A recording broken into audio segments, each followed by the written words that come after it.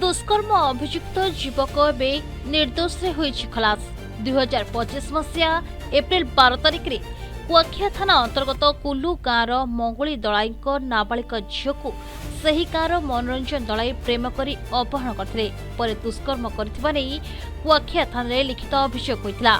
तेज अभियोग को भित्ति कर कुआखिया थाना पुलिस तमिलनाडु नाबालिका झील सह अभियुक्त मनोरंजन को गिरफ्त कर अभियुक्त को कोर्ट में हाजर कराइबा परे कोर्ट का निर्देश में अभियुक्त को जेल हाजत को पठाई दी जाइतिला। आउ 6 पोक्सो इसु विभिन्न प्रकार दफा लागितिला। से दफा बड़े कोर्ट रे सेटा गोटे सिटी केस होता जार केस नंबर होची 113/25। से केस बड़े आज तार शुणाणी थिला एवं एथिरे 11टी साक्ष्य प्रमाण होता।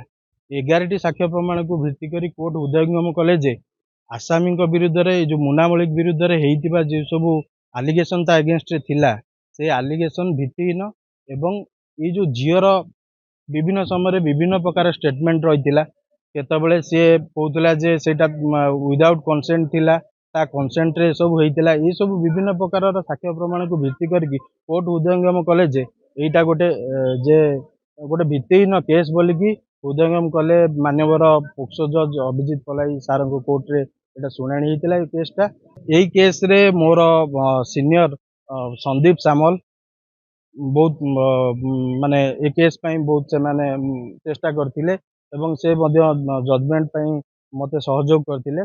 कुआखिया मोर पुतरा जे थिले मुन्ना मल्लिक तांको नारे मिछ एलिगेशन देइथिले। तांको झियर बापा श्रुति दळई तांको बापा मंगुली दळई कोलुंगा बालीपाटनारू जे मो पुतरा कुआडे तांको झियो को नेकी दीर्घ 2 मास 3 मास अपहरण करि नै जाइथिला।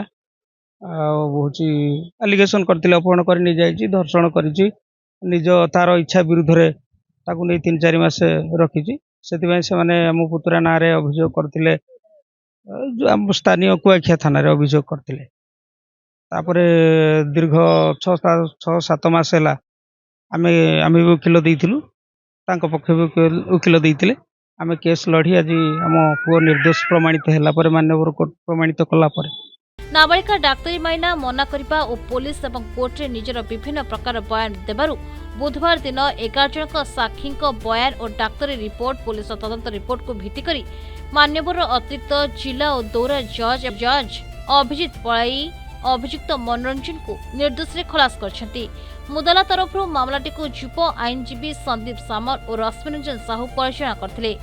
जाजपुर अजय राउल रिपोर्ट प्रतिदिन टीवी।